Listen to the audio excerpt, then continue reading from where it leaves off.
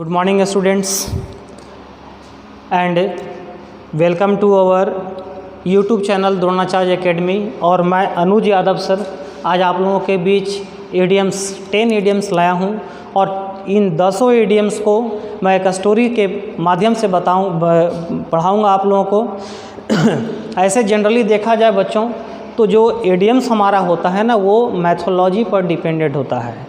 Mythology का मतलब होता है उसके पीछे कुछ पौराणिक कथाएं हैं। यदि उस कहानियों को हम उस स्टोरी को यदि सुन लें तो कभी भी ईडियम्स आप लोग भूल नहीं पाओगे। लेकिन होता क्या है कि हम लोग उस कहानी को जान नहीं पाते हैं। यही कारण है कि ईडियम्स आज याद करते हैं कल भूल जाते हैं। लेकिन यदि उस स्टोरी को आप सुन लोगे तो आपको ईडियम्स कभी भी भूल नहीं पाओगे आप। तो मैं एक वीडियो ऐसा बनाऊंगा जिसमें लगभग 150 से 200 ईडियम्स को मैथोलॉजी के माध्यम से आप लोग को समझाऊंगा। लेकिन फ़िलहाल हमारे ये 10 ईडियम्स हैं उनकी चर्चा मैं कर देता हूँ। फर्स्ट ऑफ ऑल हमारा है बेकर्स डजन। देखो इसका मैथोलॉजी क्या है, चलो इसको मैथोलॉजी से ही मैं बताता हूँ आपको, ठीक है। क्योंकि सारे 10 का मैथोलॉजी बताना संभव नहीं है, बहुत लंबा वीडियो बन जाएगा बच्चों। तो बेकर्स डजन क्या होता है, इसको कहते हैं बच्चों 13 इन नंबर, ठीक है। नंबर में 13 को कहते हैं बेकर्स डजन। इसके पीछे क्या पौराणिक कथा है, क्या मैथोलॉजी है वो समझना है। कि पहले जब 2 राजाओं के बीच में युद्ध होता था बच्चों तो उस समय उनके जो सैनिक थे उनके खाने की बड़ी दिक्कत रहती थी। तो खाने की दिक्कत को दूर करने के लिए क्या करते थे बच्चों वो लोग कि ब्रेड वो लोग ऑर्डर करते थे और ब्रेड को ही मुख्य रूप से मुख्य भोजन वो लोग मान करके उसी से अपना काम चलाते थे। तो क्या होता था कि उन दिनों ब्रेड का डिमांड ज़्यादा था, सप्लाई कम हो रहा था। तो उस कारण से जो बेकर्स मालिक हैं वे लोग क्या करते थे ना बच्चों को, वे लोग क्या करते थे कि जो रहना चाहिए एक ब्रेड का पैकेट में 12 पीस, तो वे लोग कभी 10 पीस रखते थे, कभी 11 पीस रखते थे। मतलब उससे उन लोगों को प्रॉफिट हो रहा था और ये लोगों का नुकसान कर रहे थे। जब राजा को इस बात की पता चली तो राजा ने एक आदेश जारी किया कि जिस ब्रेड के पैकेट में 12 से 1 भी कम रहेगा तो उस बेकर के मालिक का मैं एक हाथ कटवा दूंगा। अब है बच्चों क्या कि बेकर के मालिक लोग डर गए। तो डर गए तो क्या किए, तो वे लोग इस बात से भी डर रहे थे कि यदि हम 12 संख्या में भेजते हैं तो गलती से एक आग यदि मिस हो जाए किसी पैकेट में तो हमारे हाथ ना कट जाएं। इस डर से ब्रेड के मालिक लोग बेकरी के मालिक लोग क्या कर रहे थे कि एक पैकेट में 12 नहीं बल्कि 13 ब्रेड भेजते थे पैक करके। तो यानी यहाँ पर क्या कर रहे हैं बेकर्स डजन। वहाँ पर बेकर लोग 1 दर्जन होना चाहिए था पैकेट में, लेकिन बेकर लोग क्या 1 दर्जन से एक ज़्यादा मतलब 12 और 1 13 पीस पैक करके भेजते थे। यानी उन लोग का दर्जन था संख्या में कितना बराबर, 13 बराबर। समझ में आ रही बात बच्चों। यानी बेकर्स डजन, बेकर्स मतलब होता है जो पाव रोटी बनाने वाले होते हैं उन्हें बेकर्स कहा जाता है, और डजन मतलब दर्जन है ना। लेकिन उनका दर्जन 12 नहीं होता था बल्कि 13 होता था। यदि मैं आपसे कहूँ how many kinds of model axillary verb in English grammar, तो आप मुझे बताओगे सर बेकर्स डजन। तो बेकर्स डजन भी आप बोल सकते हैं क्योंकि वहाँ संख्या कितनी होती है, 13 होती हैं। क्लियर। सेकेंड आते हैं don't put your eggs in 1 basket. देखो इसको क्या है, डोंट पुट नहीं रखो योर एग्स अपने अंडों को इन 1 बास्केट एक बास्केट में अपने अंडों को नहीं रखो, ऐसा बोल रहे हैं। मतलब क्या है, मान लिया जाए कि आपके पास 100 अंडे हैं और उन 100 अंडे को यदि आप एक बास्केट में रखते हो और उसे आप बेचने के लिए ले जाते हो, तो यदि इन केस किसी कारणवश वो बास्केट आपका नीचे गिर जाता है तो क्या होंगे, आपके जितने अंडे हैं सारे टूट गए। क्लियर। लेकिन यदि आप उन 100 अंडों को 10-10 करके 10 पैकेट में डालते हो, इन केस यदि एक पैकेट गिरता भी है बच्चों तो कम से कम 90 अंडा आपका तो बचा हुआ है। यानी कि क्या कि आपके पास एक और उदाहरण मैं देता हूँ आपको इसका, कि मान लिया जाए कोई व्यक्ति है जो शेयर खरीदता है मार्केट में, ठीक है, शेयर खरीदता है शेयर मार्केट में। यदि अपने सारे पैसों को यदि वह एक ही शेयर में लगा दे तो क्या होगा बच्चों, एक ही शेयर में यदि लगा देगा और मान के चला जाए उसका भाव यदि गिर जाए तो उसके सारे पैसों की नुकसान हो जाएगी। लेकिन उस तरह से उसने यदि 5 शेयर खरीद कर रखा है, सारे पैसों को 5 शेयर में लगा दिया है, यदि किसी एक का रेट गिरेगा भी तो 4 बचा हुआ है बच्चों। यानी कि किसी भी एक व्यक्ति को एक ही क्षेत्र में अपने सारे रिसोर्सेस, अपने सारे इफ़ोर्ट्स नहीं लगाना चाहिए, उसे हर जगह पर फैला कर रखना चाहिए। यही कहलाता है don't put your eggs in one basket, don't concentrate all your efforts या resources in one area. Third में आते हैं to pay lip service. To pay lip service का मतलब होता है क्या बच्चों कि टू पे लिप सर्विस का मतलब होता है क्या, PAY पे का मतलब होता है देना, लिप का मतलब होता है क्या बच्चों, होठ, ठीक है, बोलने के लिए यूज़ होता है। सर्विस का मतलब क्या होता है बच्चों, काम, यानी केवल बोलने का काम करना। मतलब क्या, मान लिया जाए कि आपका कोई फ्रेंड है, वो दिल्ली में रहता है और वह आपको दिल्ली से घर पर यदि कभी आता है तो आपको वह बुलाता है कि कभी यहाँ पर आ जाओ, ठीक है, मैं तुम्हारी खूब खातिरदारी करूँगा। मान लिया जाए कोई बोलता है ये बात कि कोई आपका फ्रेंड है, वो दिल्ली में रहता है और घर पे आता है तो आपको कहता है कभी दिल्ली आओ, मैं तुम्हारी अच्छे से खातिरदारी करूँगा। लेकिन होता क्या है कि जब आप दिल्ली जाते हो, ठीक है, दिल्ली जाते हो तो उस कंडीशन में आप उसके पास फ़ोन करते हो तो वो आपसे बहाने करता है।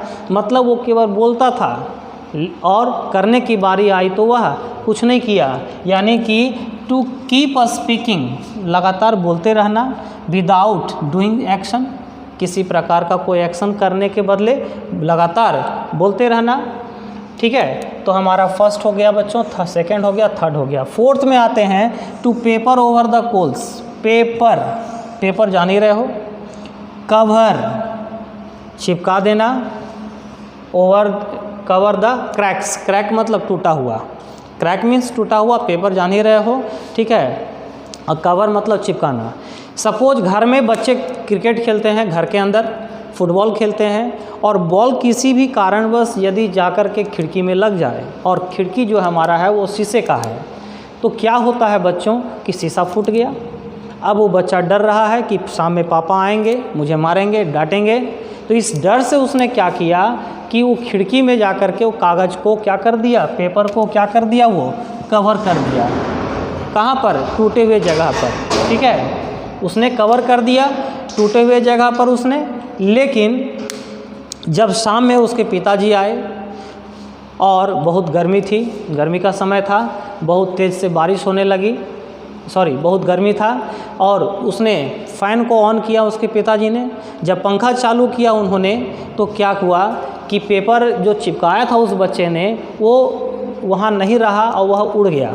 तो उड़ गया मतलब कि वो तो क्रैक दिख गया उनको। अब तो उस बच्चे ने क्रैक दिख गया तो बच्चे को उन्होंने बहुत डांटा, है ना। तो उस बच्चे ने उसी डांट से बचने के लिए उस पर पेपर चिपकाया। तो पेपर चिपकाया मतलब परमानेंट सॉल्यूशन किया वो नहीं, टेम्प्रोरी सॉल्यूशन उसने करना चाहा लेकिन वो सक्सेसफुल नहीं रहा। तो पेपर कवर द क्रैक्स मतलब होता है बच्चों टेम्प्रोरी सॉल्यूशन। नेक्स्ट आते हैं to meet the trouble in half way. किसी प्रकार की समस्या है, अब यहाँ टू मीट द ट्रबल मतलब होता है संकट, किसी समस्या से मिलना। कब, आधे रास्ते में। आधे रास्ते में किसी समस्या से आप मिलते हैं तो क्या होता है, देखो मान लिया जाए आपका कोई फ्रेंड है, आपको कहता है कि अरे कोई परेशान करने वाला आदमी है, वो तुम्हारे घर पर जा रहा है। मान लिया जाए किसी से आपने पैसे उधार लिए, उसे पैसे आप नहीं दे रहे हो, अब वो आदमी कॉल कर रहा है, आप कॉल नहीं उठा रहे हो, ठीक है। अब तो वो आदमी आपके घर आ रहा है और कोई आपको सूचना देता है कि वो आदमी जिससे आप पैसे लिए हैं वो आपके घर पर आ रहा है। तो आप सोचे कि घर पर आएगा तो हंगामा खड़ा होगा, घर वाले लोग डांटेंगे, इससे बढ़िया उसको रास्ते में जा कर के मिल कर के सॉर्ट आउट कर देता हूँ। तो आप क्या किए, घर से निकल गए और उससे आधे रास्ते में रोक करके उससे आप मिल लिए। तो क्या मैंने कहा, टू मीट द ट्रबल, अपने ट्रबल से मिलना इन हाफ वे, आधे रास्ते में, यानी to solution the problem before it arrives. मतलब वो समस्या आपके घर आ रही थी, समस्या रूपी आदमी आपके घर आ रहा था, उसको अपने घर पर अराइव होने के पहले ही उसका समाधान आपने कर दिया, यानी कहलाया to meet the trouble in half way. 6 में आते हैं Judas kick, Judas kiss. Judas kiss का मतलब क्या होता है बच्चों, इसका मतलब होता है फॉल्स लव। जूडस किस का मतलब होता है फॉल्स लव, ठीक है। तो देखो यहाँ पर इसको समझने के लिए एक पैथोलॉजी समझाता हूँ। एक जूडस नाम का व्यक्ति था, ऊपर वाला मैं मिटा देता हूँ पहले।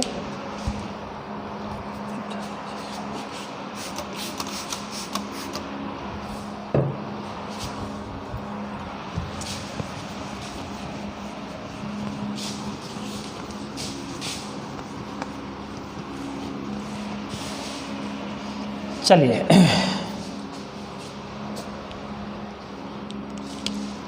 एक जूडस नाम का व्यक्ति था,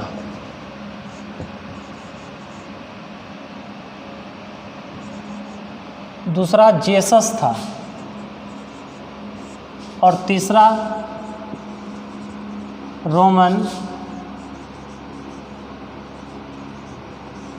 ऑथोरिटी था। 3 व्यक्ति थे बच्चों, ये मैथोलॉजी है, ये कहानी है इसके पीछे, ठीक है। तो क्या था ना कि ये जूडस और रोमन अथॉरिटी, इन दोनों के बीच में बहुत दुश्मनी थी, ठीक है। इन दोनों के बीच में बहुत ज़्यादा क्या थी बच्चों, दुश्मनी थी। लेकिन जूडस और जेसस में क्या था, दोस्ती था, ठीक है। रोमन अथॉरिटी और जूडस के बीच में बहुत ज़्यादा दुश्मनी थी, लेकिन ये दोनों एक दूसरे के चेहरे को नहीं पहचानते थे, ठीक है। ये दोनों एक दूसरे के चेहरे को नहीं पहचानते थे, ठीक है। अब यहाँ पर देखना क्या है कि इन दोनों की दोस्ती थी और इन दोनों की भी दोस्ती थी बच्चों। तो रोमन अथॉरिटी ने जेसस से कहा कि तुम जूडस को जानते हो और मुझे जूडस की हत्या करनी है, इससे किल करना है। तो रोमन ने जेसस से कहा कि तुम जूडस को जानते हो और मुझे जूडस की हत्या करनी है, इसलिए तुम ये बताओ कि कैसे उसे मैं मारूं, ठीक है। तो रोमन अथॉरिटी जो है इससे कहता है जेसस से कि तुम बताओ कि कहाँ है वो, कैसा दिखता है, मुझे तुमको दिखाना है केवल, और बाकी तुम साइड हो जाओ, मैं उसकी हत्या कर दूंगा। तो जेसस क्या करता है, क्या करता है ना, कहता है ठीक है, आने वाले 2 दिन बाद कॉन्ग्रीगेशन है, सभा है। कॉन्ग्रीगेशन मतलब होता है बच्चों सभा, किसी प्रकार का वर्शिप का सभा, पूजा पाठ का। उसमें जो जूडस होगा उससे मैं जाकर के किस कर लूँगा, ठीक है, उसे जाकर के मैं किस करूँगा, और यदि जिससे मैं किस करूँगा समझना कि वही जूडस है, तुम आकर उसकी हत्या कर देना। वैसा ही हुआ। आगे 1 दिन बाद वहाँ पर समारोह हुए। समारोह में जेसस वहाँ से उठा और उठ के जा कर के वह इससे जिससे दोस्ती था इसको जूडस को, उससे जाकर किस किया उसने। तब ये रोमन अथॉरिटी जान गया कि वही जूडस है और उसकी हत्या कर दिया। मतलब यहाँ पर जूडस के लिए जो लव था जेसस का, वो लव कैसा था बच्चों, वो फॉल्स लव था ना, इसके पीछे उसके हत्या करने का ही साजिश था ना। यानी यहाँ पर जो हमारा है जूडस किस का मतलब ही होता है बच्चों क्या, फॉल्स किस।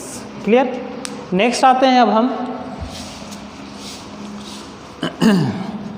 नेक्स्ट आते हैं डॉग इन द मैंजर। क्या होता है डॉग इन द मैंजर, देखो बच्चों, मैंजर का मतलब क्या, डॉग मतलब कुत्ता, मैंजर का मतलब होता है बच्चों नाद, जिसको बोलते हैं नाद। मतलब क्या कि जहाँ पर से गाय भैंस लोग चारा खाते हैं उसे कहते हैं मैंजर, ठीक है। अब यहाँ पर क्या, डॉग इन द मैंजर। अब नाद में डॉग जो है वह किसी नाद के अंदर बैठा हुआ है। मतलब क्या कर रहा है वो कि वह बैठा हुआ है और जानवर जब उस उस नाद में खाने के लिए आते हैं तो कुत्ता क्या करेगा, भौंकेगा, उससे खाने नहीं देगा। और उस जो चारा जो रखा हुआ है नाद में, क्या उसे डॉग खाएगा, वो भी नहीं खाएगा। यानी ना तो खुद यूज़ कर रहा है और ना ही उसे यूज़ करने दे रहा किसी दूसरे को।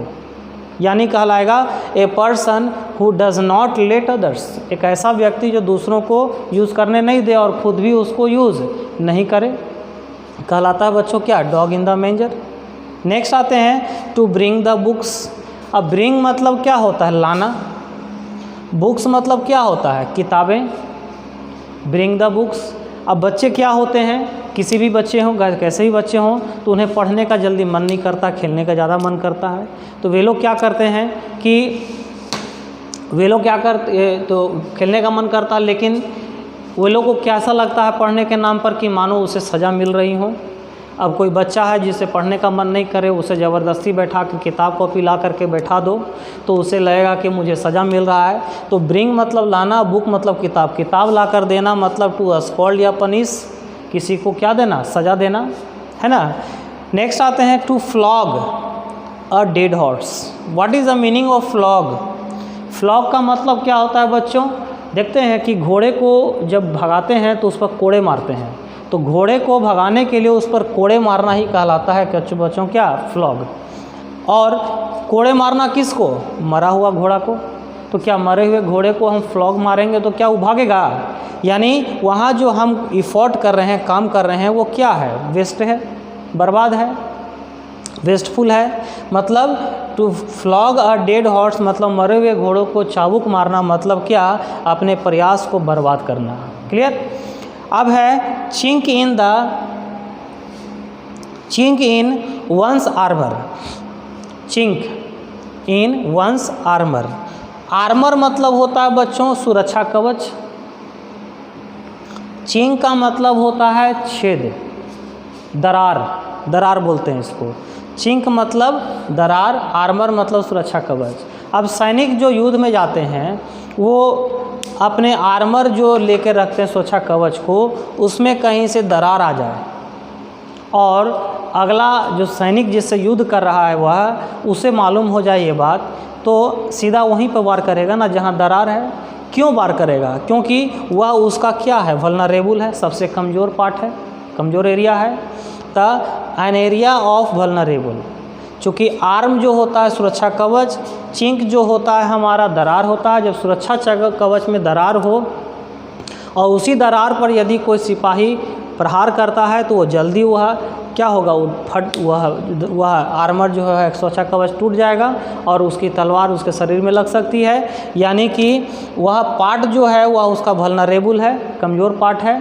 यानी इसको कहते हैं क्या, चिंक इन वंस आर्मर। क्लियर। तो कैसा लगा है वीडियो, आपको लाइक करके ज़रूर बताइएगा। इसी के साथ मैं अनुज यादव सर आपसे विदा लेता हूँ। Thank you.